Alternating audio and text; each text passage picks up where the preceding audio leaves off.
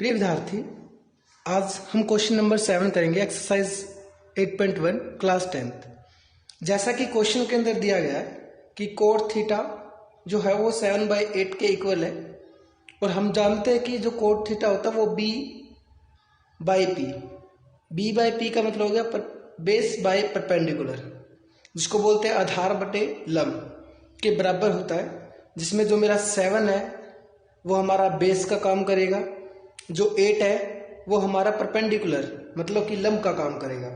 और हम जानते हैं कि जो इन क्वेश्चनों को सोल्व करने के लिए हमें बेस, परपेंडिकुलर और हाइपोटेन्यूस की रिक्वायरमेंट होती है, जिसमें से हमारे पास इस टाइम पे हाइपोटेन्यूस नहीं है, तो इसलिए हम बाय पीजीटी, क्योंकि ये जो क्वेश्चन है पूरे राइट एंगल ट्रायंगल के ऊपर बेस है, जो कि आप जानते हो राइट एंगल ट्रायंगल जो गिवन कर रखा है। यहाँ से जो परपेंडिकुलर 8 सेंटीमीटर, बेस हमारा 7 सेंटीमीटर, हाइपोटेन्यूस क्वेश्चन मार्क निकालना है। और आपको मैं काफ़ी बार बता चुका हूँ, अब फिर बता रहा हूँ कि जो 90 डिग्री का एंगल है उसके अपोजिट जो साइड होते हैं वो हमेशा हाइपोटेन्यूस होती है, उसको कभी भी चेंज नहीं कर सकते। इस बात को याद रखना, ये कभी जिंदगी में चेंज नहीं होती है, ये हमेशा 90 के सामने रहेगी। जो चेंज होने वाली साइड है वो परपेंडिकुलर और बेस है, वो डिपेंड करती है एंगल के ऊपर कि कब उन साइडों को हमने चेंज करना है। तो हमें अभी हाइपोटेन्यूस की रिक्वायरमेंट है, पहले वो निकालते हैं हम। परपेंडिकुलर 8 यूनिट्स आ गया, बेस हमारा 7 यूनिट्स आ गया, हाइपोटेन्यूस है वो 7, क्वेश्चन मार्क निकालना है बाय पीजीटी। यही फॉर्मूला है जिसके द्वारा पाइथागोरस थ्योरम, जिसके द्वारा हम एच निकालेंगे। तो हमें पता है इस फॉर्मूले के जरिए एच स्क्वायर इक्वल है P square plus B square. तो पी हमारा 8 का स्क्वायर, 7 बी का स्क्वायर हो गया हमारा, तो यहाँ से 64 प्लस 49 टोटल ऐड करेंगे तो ये आ गया 113। बट हम जानते हैं कि हमने एच स्क्वायर नहीं निकालना है, हमने एच निकालना है।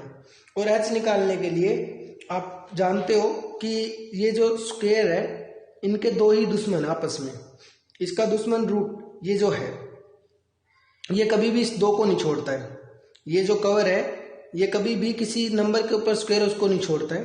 तो ऐसे ही एक और भी है, जब कभी किसी नंबर के ऊपर स्क्वायर आ जाए, जब किसी नंबर के ऊपर सपोज करो कि रूट दे रखा, रूट के अंदर 5 दे दिया यहाँ से और यहाँ पे दे दिया हमसे 7, तो अब अगर स्क्वायर आ जाए तो ये कभी इसको नहीं छोड़ता है, तो यहाँ से हमारा रिजल्ट आएगा 5, और ये रूट इसको नहीं छोड़ता है, यहाँ से हमारा आएगा 7। अब आप क्वेश्चन के अंदर देखोगे हमें एच स्क्वायर और हमें क्या निकालना है, एच निकालना है।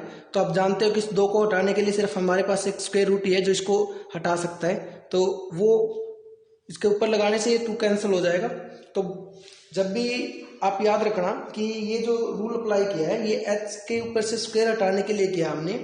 और याद रखो कि यहाँ पे हमें एच की रिक्वायरमेंट है, तो ये नहीं कि सिर्फ एच के लिए करेंगे, तो ये जो स्क्वायर रूट है वो बोथ साइड लेते हैं। मैथ के अंदर आप कुछ भी अपने पास से ले सकते हो, कोई प्रॉब्लम नहीं है। बस इस बात की शर्त है कि जो भी आपने अपने पास से लिया है उसको उसी टाइम सोल्व करने से आपका पीछे वाला स्टेप आना जरूरी है। अगर वो स्टेप नहीं आता है तो आपका सारा क्वेश्चन गलत है। तो यहाँ से रूट कैंसिल हो जाएगा, वापस आपका वही आ जाएगा, एच स्क्वायर बराबर है 113। तो यहाँ से आपको पता है 113 एच हमारा हाइपोटेन्यूस आ गया, रूट के अंदर 113। और उसके बाद 2 मेथड से इस क्वेश्चन को हम सोल्व कर सकते हैं। जो क्वेश्चन दे रखा है, ये क्वेश्चन दे रखा है, इसका सोल्यूशन हमने बताना है कि कितना इसका सोल्यूशन आएगा। एक मेथड ये फर्स्ट मेथड, सेकंड मेथड भी मैं आपको इसी वीडियो के अंदर करवाऊंगा, ताकि जो आपको अच्छा लगे इस वीडियो के अंदर, या दोनों मेथड में से जो आपको ईजी लगे आप उससे अप्लाई कर सको, उससे हल कर सको, उसको अपना सको। तो क्वेश्चन के अंदर क्या गिवन कर रखा है कि 1 plus sine theta 1 minus sine theta, 1 plus cos theta 1 minus cos theta. और हम जानते हैं कि जब भी कोई कंडीशन, मैंने फॉर्मूले आपको बताए थे कि a प्लस बी और a माइनस बी की कंडीशन आ जाए तो हमें फॉर्मूला पता है कि जो फॉर्मूला होता है वो होता है ए स्क्वायर माइनस बी स्क्वायर। उसके बाद एक चीज़ और, मैंने आपको एक चीज़ और बताई थी कि sign square theta plus cos square theta, ये दोनों सगे भाई है और ये हमेशा इकट्ठे रहते हैं, और इसलिए sign square theta plus cos square theta, याद रखें कि थीटा उनका सेम होना चाहिए। थीटा मतलब एंगल सेम होना चाहिए, कुछ भी हो, इसका 30 है तो इसका भी 30 होना चाहिए, इसका 10 है तो इसका भी 10 होना चाहिए, इसका x है तो इसका भी x होना चाहिए, तभी हम इसको 1 बोल सकते हैं। तो sine square theta plus cos square theta is equal to 1 होता है। बट अगर कभी भी हमें से साइन स्क्वायर थीटा बोले तो आपको पता है जब ये दोनों इकट्ठे होते हैं तो इक्वल में 1 आता है। बट अगर आपसे कोई एक पूछे तो इसका मतलब वो जो दूसरा नंबर है कोस स्क्वायर थीटा है, साइन के बारे में पूछा तो आपको 1 माइनस हो जाएगा। अगर आपसे कोई कोस स्क्वायर पूछे कि कोस स्क्वायर थीटा किसके इक्वल होता है, वो होता है 1 माइनस साइन स्क्वायर थीटा के। ये चीज हमारी आंसर आपको याद रखना है। यही दो प्रॉपर्टी है जो हम इसके अंदर अप्लाई करेंगे। दूसरी बात यह है कि a प्लस बी के स्क्वायर में और a square minus B square या प्लस के स्क्वायर में, या माइनस लगा लो आप, यहाँ पे माइनस लगा लो, a माइनस बी का स्क्वायर और a square minus B square, इन दोनों में बहुत ज्यादा डिफरेंट है, बहुत ज्यादा डिफरेंस है इन दोनों फॉर्मूलों के अंदर। ये फॉर्मूले से आंसर अलग निकलता है, इस फॉर्मूले से अलग आंसर निकलता है, और आप इन दोनों को फॉर्मूलों को जानते भी हो। तो मैं ये दो प्रॉपर्टी है जो इस फॉर्मूले के अंदर लगेगी। तो आपको दिखाई दे रहा है कि 1 plus sign a plus B और a minus B, number same है बस निशान चेंज है। तो ऐसी कंडीशन में ऐसे ही नीचे की तरफ दे रखा है, तो मैं यहाँ पे a plus B a minus B का फॉर्मूला जिससे a square minus B square apply करूंगा। मेरा जो a है वो मेरा 1 का काम कर रहा है, और जो साइन थीटा है वो मेरा b का काम कर रहा है। तो 1 माइनस साइन स्क्वायर थीटा और 1 माइनस कोस स्क्वायर थीटा। और आपको पता अभी बताया मैंने कि जब ये दोनों इकट्ठे होते हैं तो sine square theta plus cos square theta is equal to 1 होता है, but 1 minus sine square theta is equal to cos square theta और 1 minus cos square theta is equal to sine square theta. तो यहाँ पे क्या चीज दे रखी है, 1 माइनस साइन स्क्वायर थीटा जिसकी जगह मैं लिख सकता हूँ कोस स्क्वायर थीटा, और 1 माइनस कोस स्क्वायर थीटा जिसकी जगह लिख सकता हूँ मैं साइन स्क्वायर थीटा। अब इन दोनों के ऊपर स्क्वायर है तो मैं इनको होल की ले लेता हूँ, पूरे की स्क्वायर ले लेता हूँ, तो अंदर क्या होता है कोस बाय साइन थीटा। और आप जानते हो कि cos theta by sine theta किसके इक्वल होता है, कोट थीटा के। तो ये स्क्वायर ऐसे कैसा, कोट स्क्वायर थीटा। तो यहाँ पे क्या आ गया, और कोट हम जानते हैं कि क्या चीज दे रखा है हमें, 7/8 दे रखा है। तो मैं इस कोट थीटा की जगह पे लिख दूंगा 7/8 और स्क्वायर दे रखा है, तो 7 का स्क्वायर 49 और 8 का स्क्वायर हो गया 64। इस प्रकार से इस क्वेश्चन को सोल्व करना था फर्स्ट मेथड से।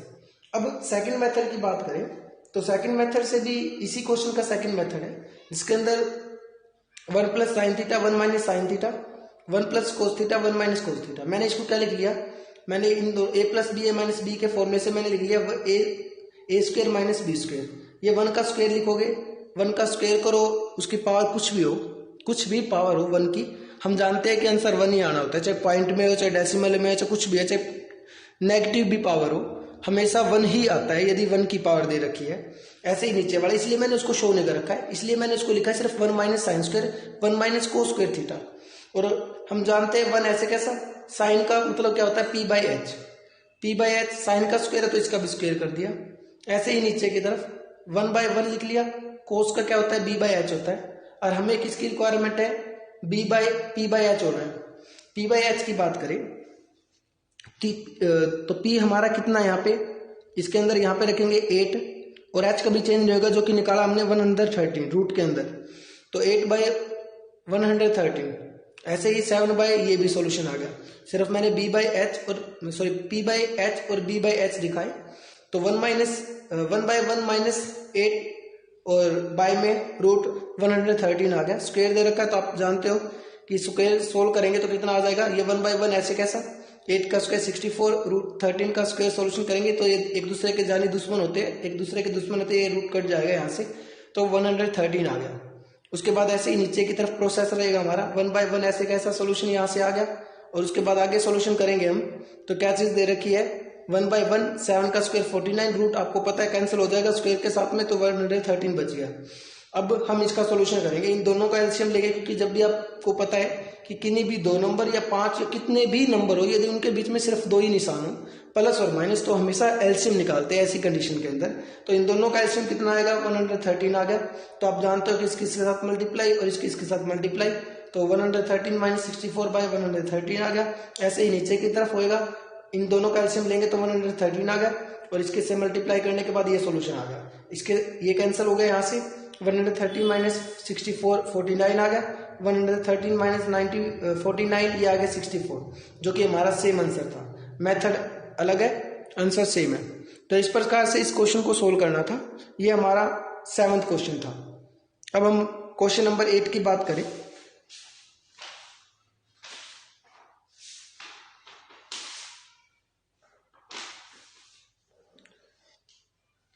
तो क्वेश्चन नंबर 8 के अंदर बात करें हम, तो यहाँ पे क्वेश्चन नंबर 8 के अंदर दिया हुआ है कि जो 3 कोट स्क्वायर थीटा है, मैं इधर यहाँ से ठीक है,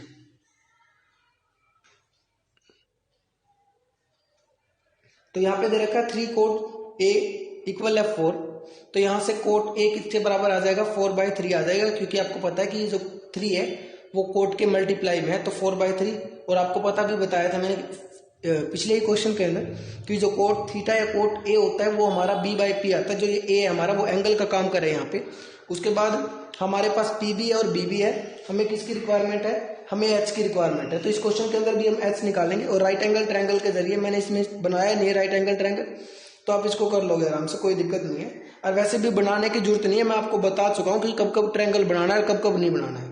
जब भी एंगल सेम रहे, जो दे रखे हैं और जो निकालने हैं, जो दे रखे हैं और जो निकालने हैं अगर वो सेम है तो आप कभी भी ट्रायंगल मत बनाओ, आपका क्वेश्चन आसानी से सोल्व हो जाएगा। तो इसके अंदर क्वेश्चन दे रखा है, परपेंडिकुलर हमारे पास 3 यूनिट है, बेस हमारे पास 4 यूनिट है, p/b और h हमारे पास नहीं है, क्वेश्चन मार्क मैंने लगा लिया, बाय pgt। आप ट्रायंगल छापना चाहो तो इधर लिख दो कि कौन सी आपकी परपेंडिकुलर माननी है और कौन सी आपकी बेस माननी है।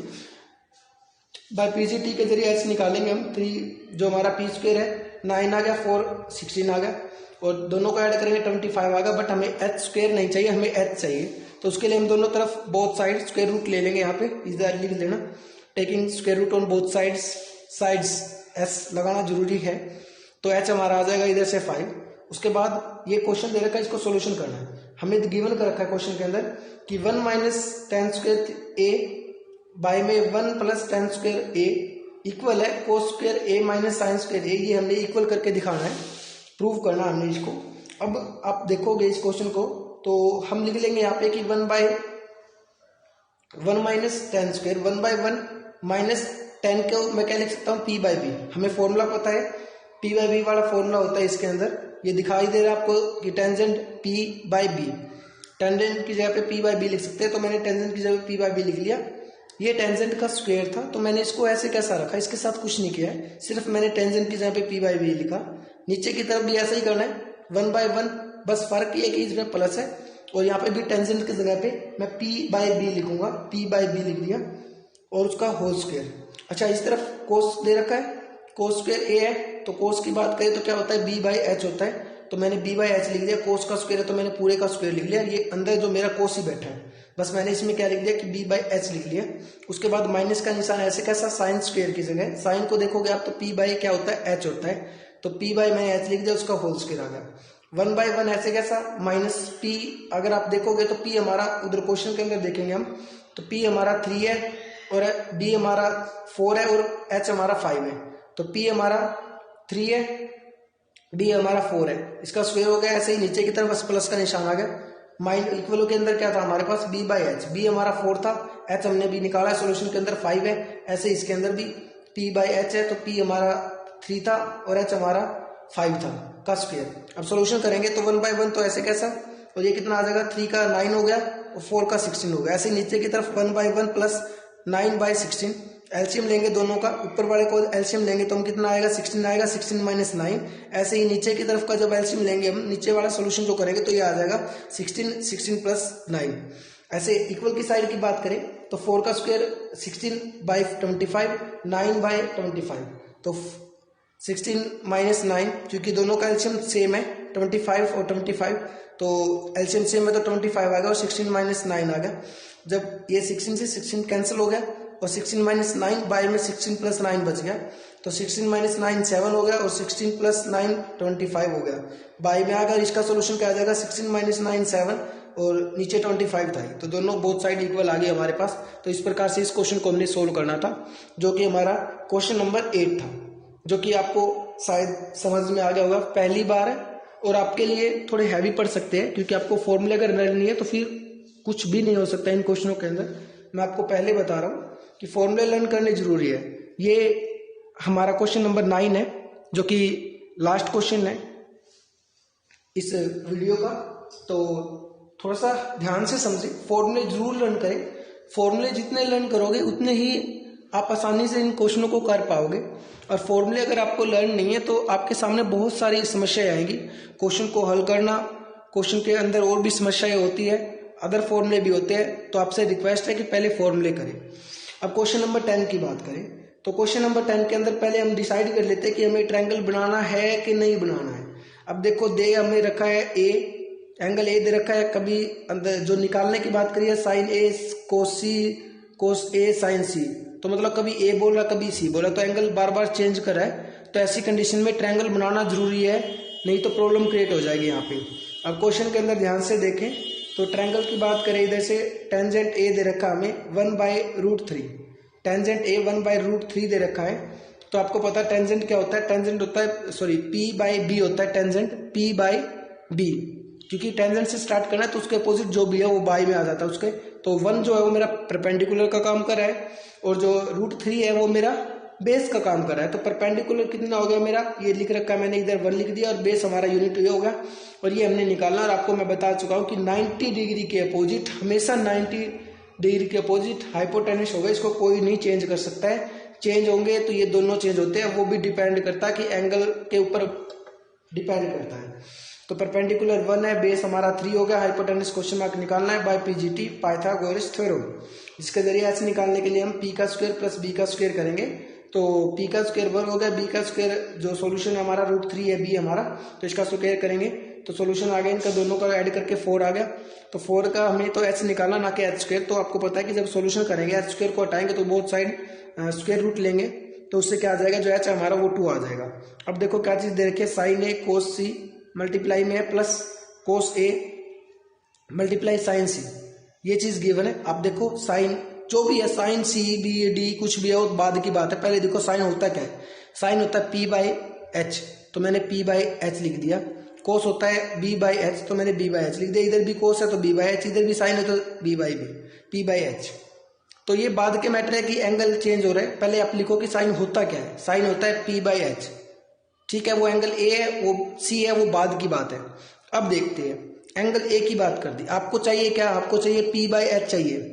H कभी माई के अलावा कोई चेंज नहीं कर सकता है, ना कभी वो चेंज होता है, वो हमेशा 90 के सामने होता है। मैं आपको बार बार बता चुका हूँ, इसलिए मैं हर वर्ड के साथ में इसको बार बार आपके दिमाग में सेट करने की कोशिश कर रहा हूँ कि 90 डिग्री के सामने H होता है, इसको कोई भी चेंज नहीं कर सकता, ना कभी ये चेंज होता है। चेंज होते हैं ये दोनों ही चेंज होते हैं, वो एंगल के ऊपर डिपेंड है। अब H चेंज नहीं है तो सब दिखाई दे रहा है आपको, सबके नीचे H है तो मैंने सबके नीचे सेम लिख रखा है जो ये है। अब एंगल की बात करते हैं, साइन ए के सामने क्या होएगा, किसी भी एंगल के सामने हमेशा परपेंडिकुलर होता है। जब चेंज करने की बात आती है तो किसी भी एंगल के सामने हमेशा क्या होएगा, जो साइड होती है वो परपेंडिकुलर होती है। तो इस एंगल के सामने क्या होगी, परपेंडिकुलर होगा। हमें क्या चाहिए, परपेंडिकुलर ही चाहिए। तो यहां से क्वेश्चन थोड़ा गड़बड़ हो गया भाई, इस क्वेश्चन के अंदर तो गड़बड़ हो गई है। उसके बाद कोस सी की बात करें तो कोस सी हमारा सॉल्यूशन है, इसके सामने क्या आ जाएगा हमारे पास में, ये सी के सामने हो गया परपेंडिकुलर, बट चाहिए हमें बेस, इसको सी लिख लें, इसको ये लिख लें। अब ठीक है, इधर ए आएगा भाई, इसी कारण से थोड़ा सा गलत हो गया, कोई बात नहीं, एंगल ही चेंज करना था। अब देखो ए की बात है, साइन ए के सामने कौन सी साइड है, ये किसी भी एंगल के सामने हमेशा परपेंडिकुलर होता है, तो ये परपेंडिकुलर होगा। हमें परपेंडिकुलर की रिक्वायरमेंट थी तो 1/2 तो आपको पता है। उसके बाद एंगल सी के सामने क्या होगा, परपेंडिकुलर, बट हमें चाहिए क्या, बेस चाहिए, क्योंकि B/H, तो हमें बेस की रिक्वायरमेंट है। तो ये परपेंडिकुलर, तो ये क्या बच गया, हमारा बेस बच गया, तो 1/2 आ गया, प्लस ऐसे कैसा B/H, क्या चीज है, कोस ए क्या है, ये रहा, ए के सामने क्या हो गया, परपेंडिकुलर, बट बी चाहिए हमें, बेस चाहिए, तो ये परपेंडिकुलर, तो ये क्या आ गया, हमारा बेस आ गया, √3/2 आ गया। उसके बाद साइन सी की बात करें तो आपको चाहिए क्या, पी चाहिए, कोस सी एरिया, एंगल के सामने परपेंडिकुलर और परपेंडिकुलर चाहिए, तो √3/2 आ गया। इसका सोल्यूशन करेंगे तो 2 के 2 से मल्टीप्लाई 4, 1 के 1 से आया 1 आ गया, इधर √3 के √3 से करेंगे 3 आ गया, 2 के 2 से करेंगे 4 आ गया। सोल्यूशन करेंगे, एलसीएम आ गया 4, 1 + 3 4, ऐड करने के बाद 4/4 कितना आ गया, हमारा 1 आ गया। वैसे ही इसका सेकंड पार्ट है, सेकंड पार्ट के अंदर दे रखा है कोस ए कोस सी माइनस साइन ए साइन सी। आप ये फॉर्मूले तो लिख ही लोगे, कोस चाहे बी है चाहे ए है चाहे डी है चाहे कुछ भी है, ये फॉर्मूले कभी चेंज नहीं होते, ये वाले, ठीक है। कोस ए आपको अब दोबारा इसमें देखने की जरूरत नहीं, आप ये देखो कोस ए है, इसमें कोस ए कौन सा है, ये रहा, आप लिख दो कितना है √3/2, तो इसकी जगह पे √3/2 लिख दिया। उसके बाद cos c ढूंढो यहाँ पे एरिया कितना, उसका आंसर 1/2 है, 1/2 लिख दिया, माइनस का निशान ये वाला आ गया। उसके बाद क्या sin a देखेंगे हम, ये रहा 1/2 तो 1/2 लिख दिया इधर। उसके बाद क्या चीज़ चाहिए हमें को sin c ये रहा हमारा ये रहा √3/2 तो √3/2। अब सोल्यूशन करेंगे, इसकी से मल्टीप्लाई 4 आ गया, इसकी से मल्टीप्लाई करेंगे तो √3 आ गया, माइनस ऐसे इसके साइड आ गया, दोनों को काट लो या एलसीएम ले लो, आना 0 ही है, इससे ये कैंसिल हो गया। तो इस प्रकार से क्वेश्चन था। आई होप कि जो समझाने की कोशिश की है वो आपको अच्छी प्रकार से समझ आ गया होगा। अगर थोड़ी बहुत भी आपको अगर वीडियो के अंदर प्रॉब्लम आई है तो उसका रीज़न ये भी हो सकता है कि आपको फॉर्मूले लर्न नहीं है, आप फॉर्मूले लर्न करें, और फर्स्ट टाइम है ये भी इसका रीज़न हो सकता है। तो प्लीज़ अगर ना समझ में एक बार में तो आप वीडियो को दोबारा देखें, क्योंकि ये जो सम और जो फॉर्मूले है वो बहुत ज़्यादा इम्पोर्टेंट है आपका बेस बनाने में भी, क्योंकि आगे वाली क्लासेस के अंदर है ये फॉर्मूले बहुत ज़्यादा इम्पोर्टेंट है, आपका साथ देंगे हर एक क्लास के अंदर। आप सारे वो विद्यार्थी हो जो आगे आने वाली क्लासेस के अंदर मैथ को लोगे, तो आपसे रिक्वेस्ट है कि आप इन फॉर्मूलों को अच्छी प्रकार से लर्न करें। जय हिंद, जय भारत।